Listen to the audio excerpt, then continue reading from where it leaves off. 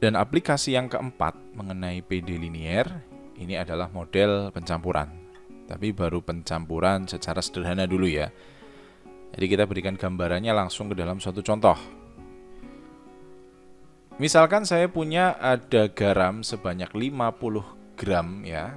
Nah, saya akan larutkan ke dalam suatu tangki yang berisi 300 galon air bersih. Nah, pada saat awal larutan garam itu dialirkan ke dalam tangki dengan lajunya adalah 3 galon per menit dan secara simultan dialirkan keluar dengan laju yang sama. Nah, konsentrasi larutan garam yang masuk ke dalam tangki adalah 2 gram per galon. Misalkan yang akan ditentukan adalah jumlah garam setelah 50 menit. Nah, ini jumlah garam yang ada di tangkinya ya. Kemudian yang kedua adalah berapa lama jumlah garam mencapai 300. Oke. Dan yang ketiga adalah tentukan jumlah garam dalam jangka waktu yang lama. Kita coba terlebih dahulu memberikan gambarannya ya. Jadi gambarannya adalah ada suatu tangki ya, ada suatu tangki air. Ya, di mana di sini isinya adalah 300 galon air bersih. Oke. Selanjutnya, saya punya suatu larutan garam di sini. Nah, larutan garam itu dialirkan ke dalam tangki tersebut. Ya, kemudian tangki ini pun punya suatu keluaran juga. Nah, jadi begini. Jadi saya punya suatu larutan garam. Saya tulis seperti ini saja. Oke, kemudian saya masukkan ke dalam suatu tangki yang isinya 300 galon air bersih. Nah, konsentrasi larutan garam yang masuk ke dalam tangki adalah 2 gram. Oh, berarti ini punya konsentrasi adalah 2 gram per galon. Demikian juga, ternyata pada saat awal larutan garam dialirkan ke dalam tangki, di sini ada laju ya. Lajunya ternyata ada 3 galon per menit dan lajunya di sini sama. Jadi 3 galon per menit. Oke ya, punya gambaran ya. Jadi nanti yang akan kita cari yang pertama adalah jumlah garam setelah 50 menit. Jadi kita akan tahu nanti jumlah garamnya di sini berapa. Bisa jadi konsentrasinya ya. Jadi konsentrasinya adalah kalau 300 galon itu berapa garamnya. Kemudian berapa lama jumlah garam mencapai 300. Nah, di sini ada garam 300 nanti kapan saatnya. Dan kemudian tentukan jumlah garam dalam jangka waktu yang lama. Oke ya. Kita mulai petakan dulu apa yang kita punya dan apa yang kita butuhkan ya. Misalkan saya akan mendefinisikan ada AT ya. AT itu adalah misalkan apa? Saya tulis massa garam pada tangki pada T menit. Nah, saya mendefinisikan AT yang intinya adalah massa garam di sini pada saat T menit. Ya, di sini berarti unsurnya adalah gram. Gitu. Kemudian perubahan. Ingat ya, sekali lagi saya karena ini ada masukan ada keluaran, maka di sini ada perubahannya. Jadi perubahan massa garam terhadap waktu itu akan sama dengan R1 min R2. R1 itu adalah masuknya, R2 adalah keluarnya. Oke? Paham ya? Berarti R1 itu adalah laju masuknya. Kemudian yang R2 adalah laju keluar. Nah, sekarang laju masuk, lajunya itu kan 3 galon per menit. Sedangkan ya, dalam awalnya ini larutan garamnya adalah 2 gram per galon. Ingat kalau kita ngomongin laju berarti kan kayak kecepatan ya. Jadi kecepatan di sini berarti urusannya apa? Urusannya berarti gram per menit. Ya, massa garam loh, ingat ya. Kita ngomongin massa garam. Berarti gram per menit. Artinya, saya harus mengalihkan antara 2 ya, gram per galon dikalikan dengan 3 galon per menit. Jadi ini hilang. Nah, saya punya 6 gram. per menit. Itu untuk laju masuk. Karena di dalam sini ada 2 gram ya. Konsentrasi awalnya ya, konsentrasi larutannya ya. Nah, berbeda pada saat laju keluar. Ingat, pada saat laju keluar yang saya punya adalah kondisi garam di sini. Kondisi garam di galonnya. Gitu ya. Jadi kondisi garam di tangkinya, sorry. Kondisi garam di tangkinya. Berarti saya nggak ngaliin seperti ini, walaupun ini tetap ada 3 galon per menit.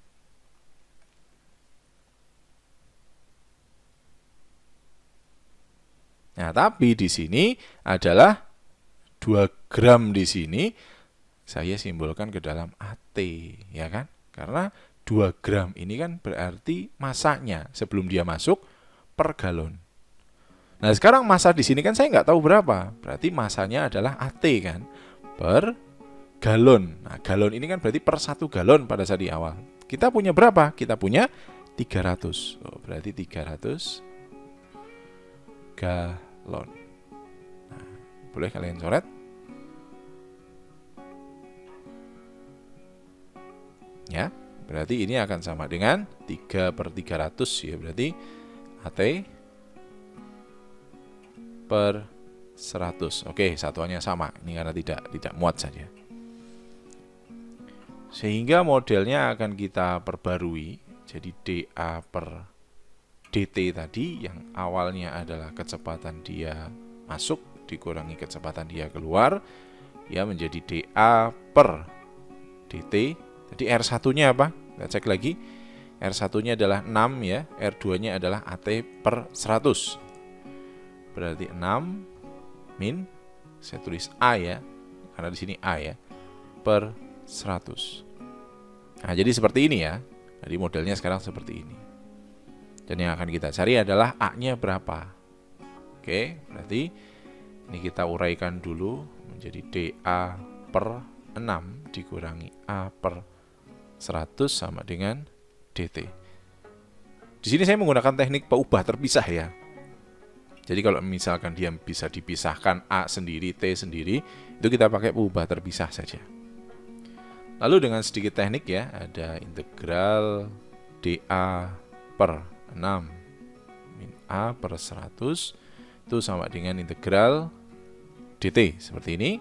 Sehingga saya lanjutkan di atas.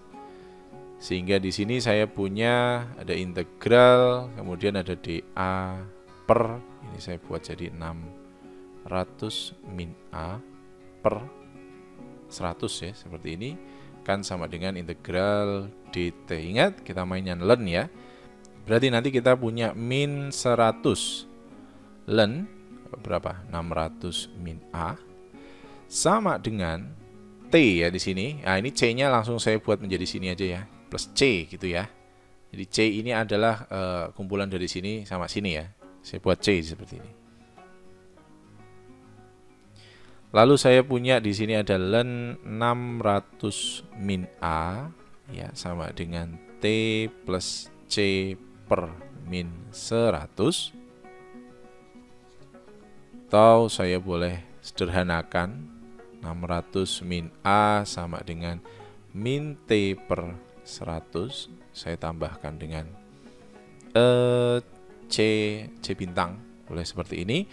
Kemudian yang akan kita cari adalah A-nya ya. A-nya berarti kita eksponensialkan. Maka saya punya 600 min A itu sama dengan eksponensial min T per 100 plus C star.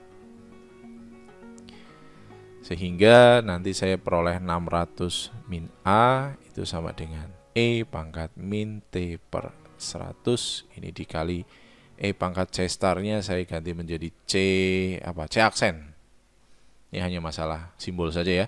Berarti A saya rubah sama dengan 600 min E pangkat min T per 100 kali C aksen.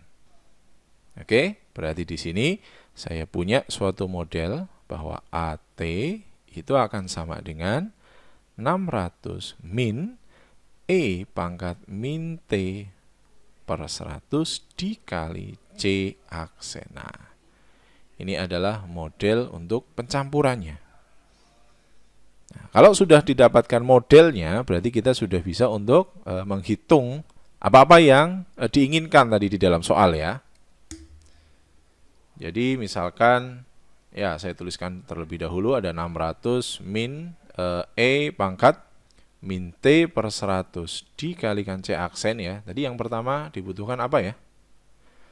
Jumlah garam setelah 50 menit ya. Oke.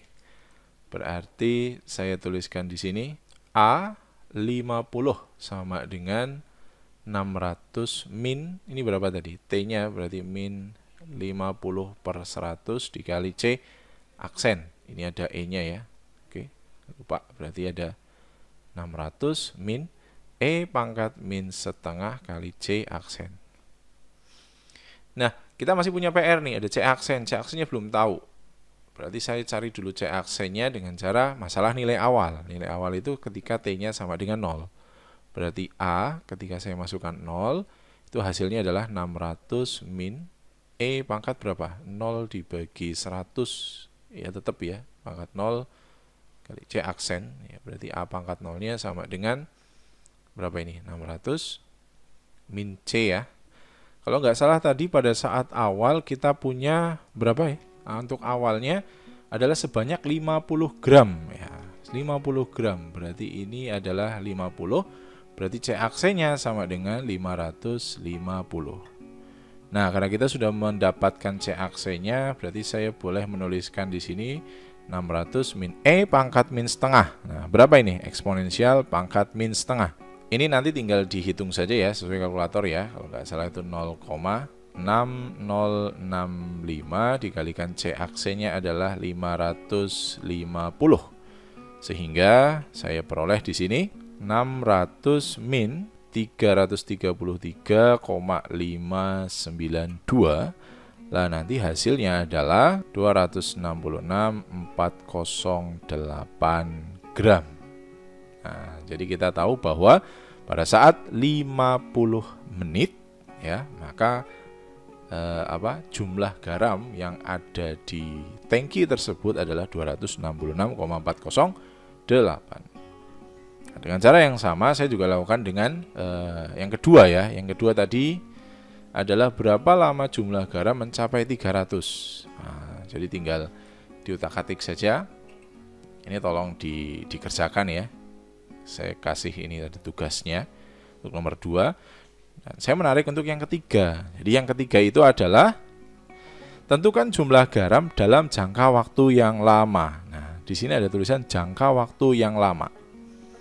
Artinya apa? Artinya berarti waktunya itu mendekati tak terhingga. Gitu kan? Untuk jangka waktu yang lama atau waktunya yang mendekati tak hingga, maka mau tidak mau kita gunakan konsep limit. Jadi limit ketika T-nya mendekati tak terhingga dari 600 min E pangkat min T per 100 dikali 550 ya. Maka kita tahu sendiri bisa dipisahkan kan, limit 600 dikurangi limit dari sini. Nah, nanti tolong ini dicek lagi bahwa limit T mendekati tak terhingga, kalau E pangkat min seperti ini, maka hasilnya 0. Nah, sehingga hasilnya untuk jangka waktu yang lama nanti kesetimbangannya di situ adalah 600 gram. Nah, jadi nanti ketika kita biarkan model tersebut berjalan ya, dengan kecepatan yang sama, dengan larutan yang sama, maka dia akan stabil ya. Larutan garam yang stabil itu adalah 600 gram. Terbukti ketika 50 menit pertama baru 266. Ya, mungkin yang kedua tadi ketika dia sampai 500 itu menit keberapa, dan nanti dia akan mencapai 600. Dan 600 itu sudah tidak mungkin naik lagi. Itu sudah paling stabil. Nah, jadi itu adalah aplikasi PD linier yang keempat, yaitu model pencampuran. Nah, model ini bisa dikembangkan dalam nanti ada mata kuliah namanya sistem dinamik, di mana model ini menjadi model kompartemen ya. Jadi model kompartemen itu tangkinya nggak cuma satu, tapi bisa 2, bisa 3, artinya lebih dari satu. Jadi nanti kita bisa menghitung misalkan jumlah garam tidak hanya di satu tangki ini saja, tapi ada di tangki lainnya seperti apa. Nah, pengembangan itu ada pada mata kuliah sistem dinamik.